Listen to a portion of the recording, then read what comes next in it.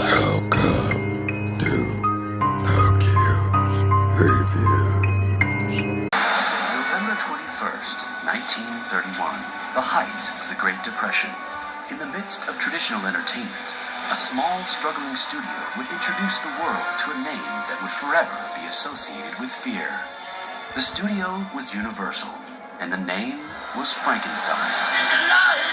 It's alive! When unknown actor Boris Karloff made his unforgettable entrance, the terrifying face of Frankenstein's monster etched itself into world consciousness forever.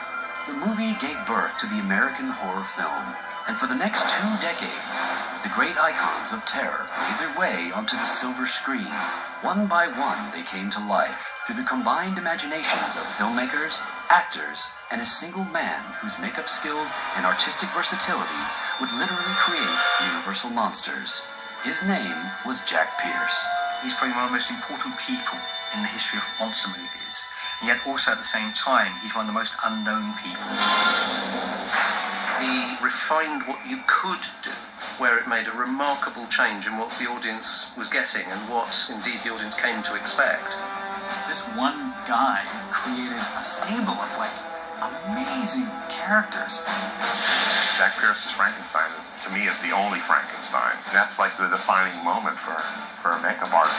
Yeah, he created the Frankenstein monster. He created the Bride of Frankenstein.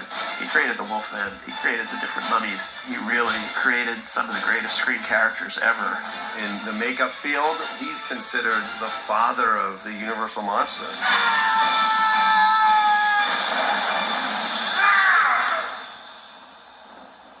Well, in the very early days of cinema, you had the theatrical tradition that actors did their own makeup, and that the job makeup artist didn't specifically even exist. Lon Chaney was the first to bring a finesse and an imagination to these techniques, using tons of nose putty, wires to pull his face and everything.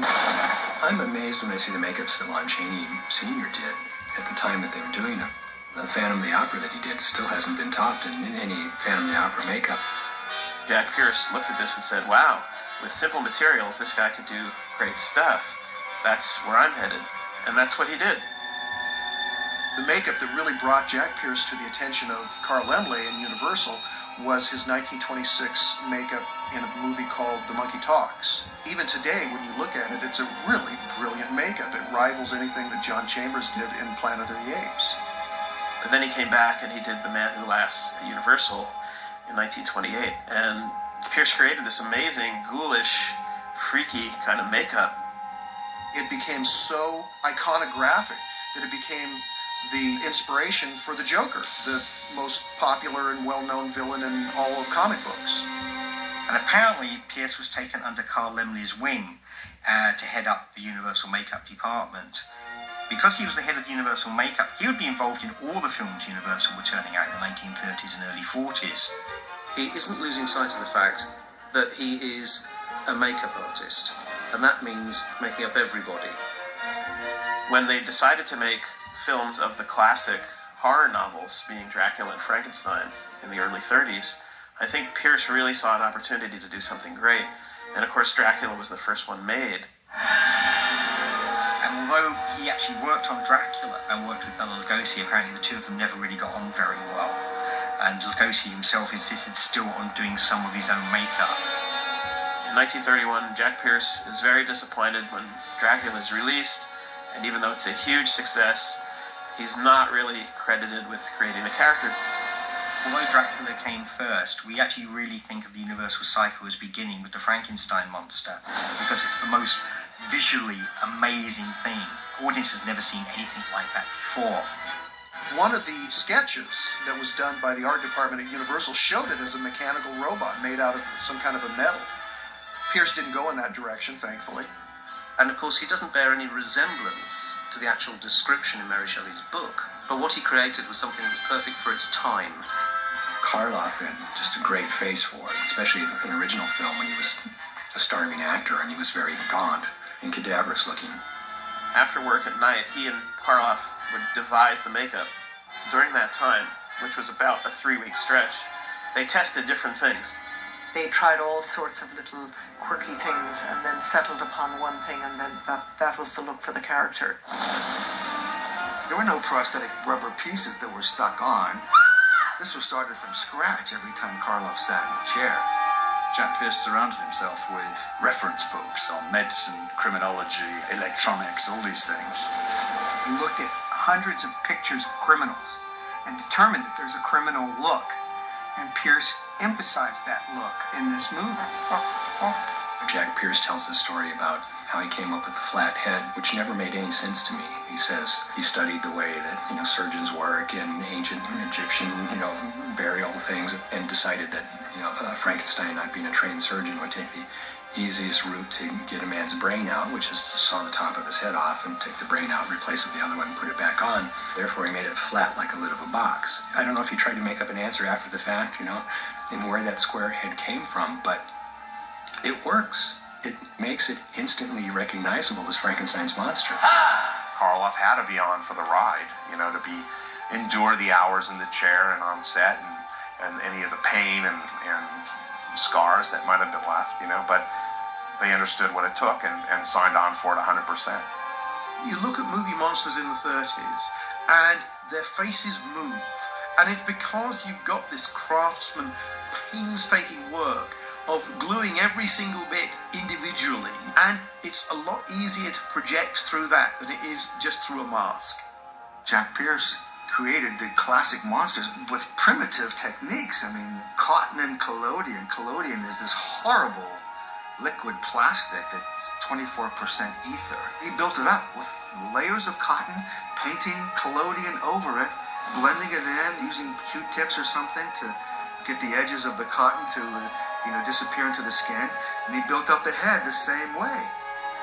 And it was time-consuming. Karloff talks about getting into Universal Studios at 3:30 in the morning to prepare for the makeup. It was more horrible taking it off. This stuff adhered like epoxy. I've heard that Karloff sometimes slept in the makeup so he wouldn't have to come and do the makeup the next day. And then, of course, how would he be brought to life? The famous, everyone calls them bolts, but they're actually electrodes on the neck. Pierce added those.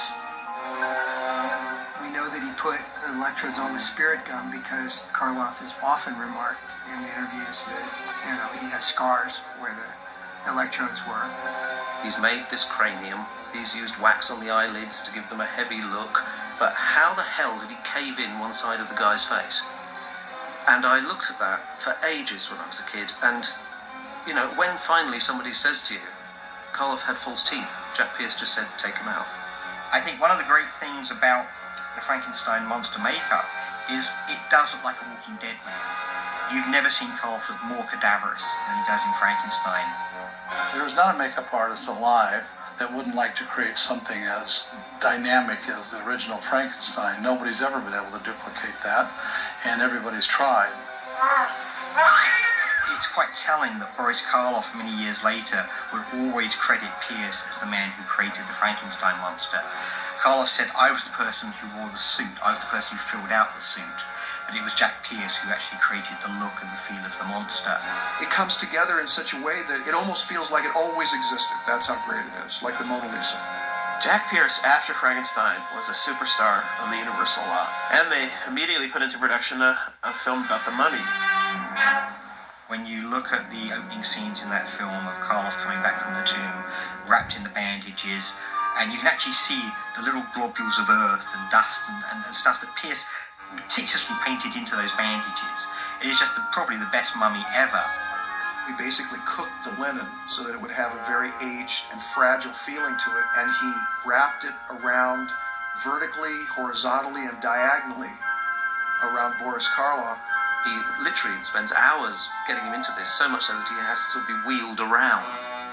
Did the whole makeup, top of his head to bottom of his feet, and it took 8 hours, and considering he's on screen so little, that image is massively iconic. One of the great moments in the history of cinema. It looks real because, in effect, it is. When I was a kid, seeing the mummy and then knowing that that's the same guy that was Frankenstein, it was like one of those, wait, how did he look like Frankenstein? Now he looks like a mummy. Karl Freund rather undershoots the mummy. I think he was given probably a better job than he was expecting. You can tell that the mummy makeup will do all sorts of things that it's not required to do. But then he goes one step further, and suddenly you have Karloff in this incredible old age makeup, where you really can't believe he's 3,000 years old. And I think probably it's the Ardath Meyer makeup that I always think of Pierce's greatest moment. That's a stretch and stipple technique that we still use today, where you stretch a section of the skin and you put latex on it, you dry it and let it go, and it contracts into a bunch of wrinkles. I did the exact same thing to Scott Reiniger in Dawn of the Dead. You know, that was a Jack Pierce mummy makeup on the Scott Reiniger zombie. We've seen many mummy movies since the original, and to me, nothing's as effective as what he did. It's almost like, you know, with all the tools of the trade, you know, we've lost some of the magic because we can do anything, and I think with his limitations, he created stuff that, you know, obviously withstood the test of time. Pierce and Karloff had a mutual respect for each other, and Pierce didn't always get that. Jack made a Porcelain, a Raven, and an Old Dark House, and just all these amazing movies that he did with him, and they still, you know, many years later, still had that respect and admiration for each other. I don't think anyone had quite pulled off horror in the contemporary world until The Black Cat did. What I find interesting about the makeup is this sort of fierce, logical, geometric character. Angular hair, angular shoulders. He's a piece of walking geometry who's like a prop in a modernist house, which is the polar opposite of what was going on in the Gothic films, but equally frightening. The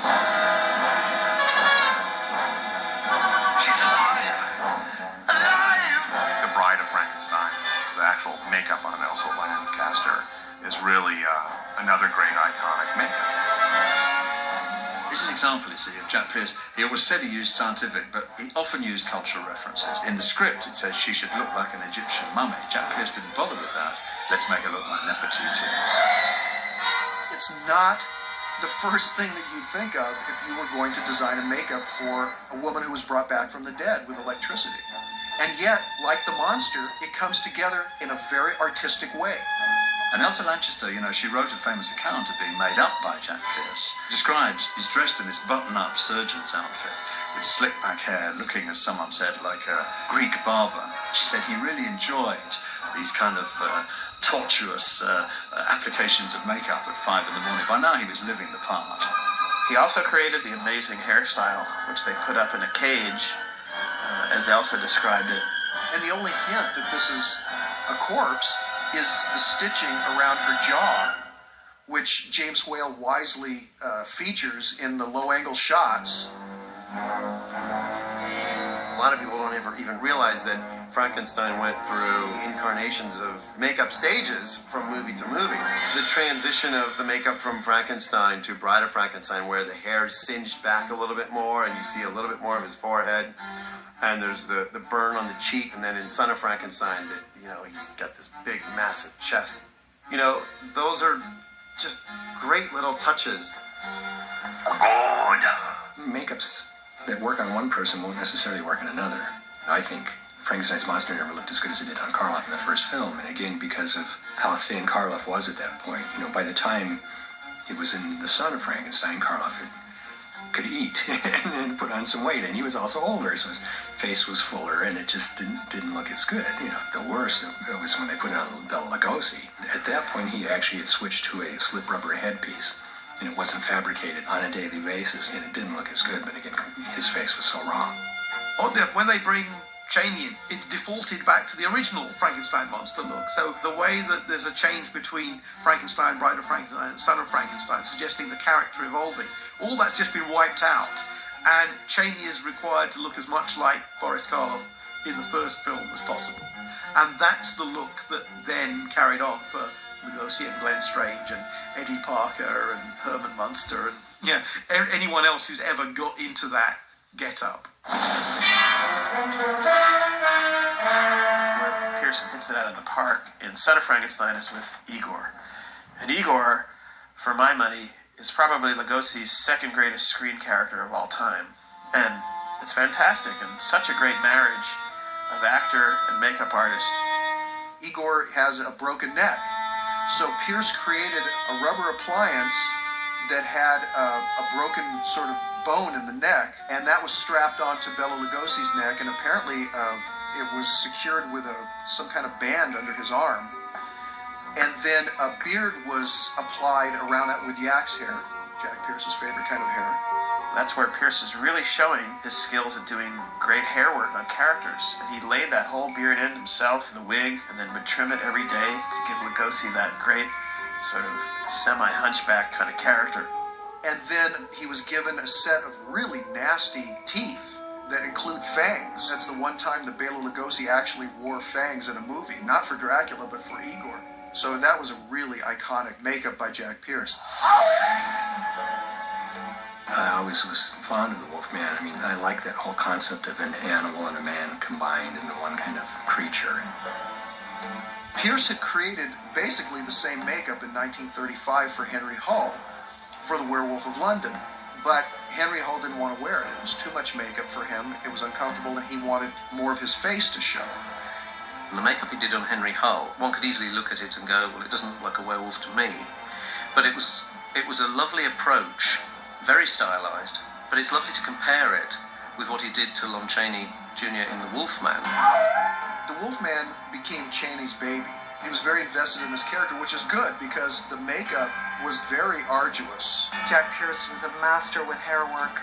When you think all of that was pretty much hand-laid, it's incredible.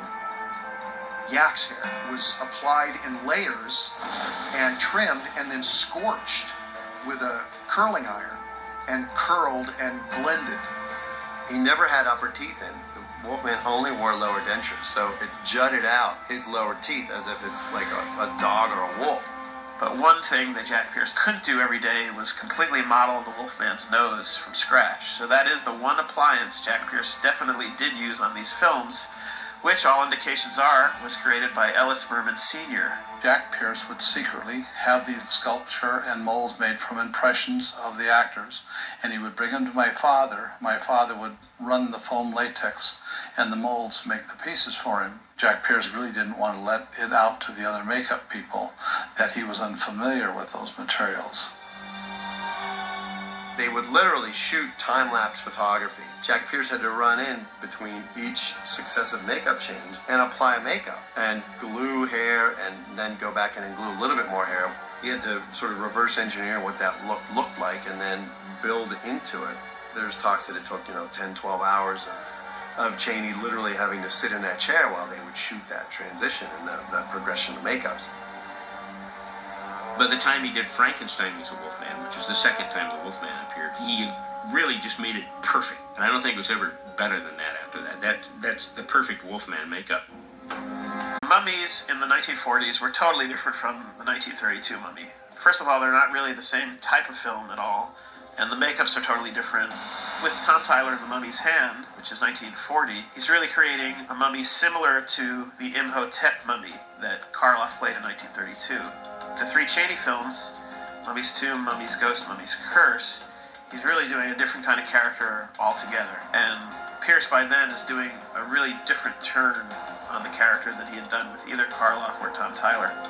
Chaney was not enjoying being made up as Karas. So for the third Karas performance by Lon Chaney Jr., Pierce fashioned a rubber mask. But I think the big difference between, say, a Karloff and a Chaney, Karloff was willing to sit for hours being tortured like no other person was willing to do, and other actors were not as willing to do that. So it's not a criticism of Chaney so much as a compliment to someone like Boris Karloff. This is one of the Mummy's Curse faces that Lon Chaney Jr. wore in The Mummy's Curse that Jack Pierce did. Now, Jack gave me this around 1963. I mean, it's just simple latex. So he didn't use rubber, even though he said he didn't. Now, he didn't use appliance rubber. That's what he was really talking about. But this is rubber. And, you can see all the wrinkles and, all the stuff in here. And you can see all the detail that's in this mask. But it's one of my favorite things in the world. And as far as I know Rick Baker, a lot of people have checked on this, and I think this is the only surviving piece of Jack's work now. Check the mega voltage. 25,000. In the mid-1940s, Universal was looking at ways of saving money and making as much money as they could from their monsters. And so they started churning out House of Dracula and House of Frankenstein. And suddenly Pierce had to work on 3 or 4 monsters in one movie. Jack Pierce had to make a Frankenstein monster from Glenn Strange, do the Wolfman on Lon Chaney Jr., and create a Dracula makeup for John Carradine. And there was a lot of pressure on Jack Pierce to accommodate the actors and, of course, the production company. It was takes too much time to do cotton and collodion. One can easily imagine actors who have been through a 12-hour makeup might well, the next time they come back, beg, is there any way you can reduce the time, or can you use something that's less corrosive? And unfortunately, Jack Pierce had never signed a contract with the studio and had been there 19 years as the department head by 1947, and he was let go in favor of a new breed of younger people who could get things done faster and quicker. Jack Pierce is a guy who, at the time, he did his thing, he did it better than anybody, and he knew no other way, and the industry changed. He did all the Frankenstein movies except Abbott Costello Meets Frankenstein. In that film, Bud Westmore brought in the masks and basically used the over-the-head rubber mask approach to all the monsters. And you can see the difference. The makeups do not stand up anywhere near as well as when Pierce was doing them. Then that was a whole new start of how makeup and prosthetics and specialty characters were going to be handled for the future. When Jack Pierce left Universal, he did independent movies, he worked a lot in television, then he ended up doing B films. He ended up gluing monofilament into Mr. Ed's lip, it's like, that's terrible. To my knowledge, he was even asked back to Universal in an underling position in the Bud Westmore era, but declined it. One of the sad things about Jack Pierce was that at the end of his career, he was forgotten. He died in the mid-60s in near poverty, in near isolation. Nobody remembered who he was. Nobody really cared who he was. I think at his funeral, somebody told me that there were, 4 or 5 people when he passed away. For somebody who was so inspirational to so many, very few people showed up. Time had marched on. The horror film had marched on. It's not like those movies were forgotten, but Jack Pierce was kind of forgotten. Took us about 4 hours in the morning. Put the Frankenstein face and the head on for us. And nearly an hour to take it off. The whole outfit weighed about 35 pounds. You know who that is, Boris. One of the leading makeup artists in motion pictures who flew down here from Angels Camp, California, where he's working on the Ransom Broidy production Bullwhip. Your very good friend, Jack Pierce.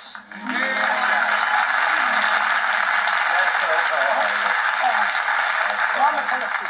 The best makeup man in the world. Thank you. What else? I owe him a lot.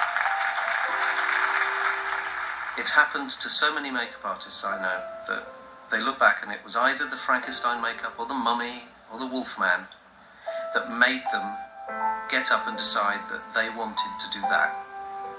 And I think his legacy is that he sowed that seed, and this is decade upon decade upon decade later.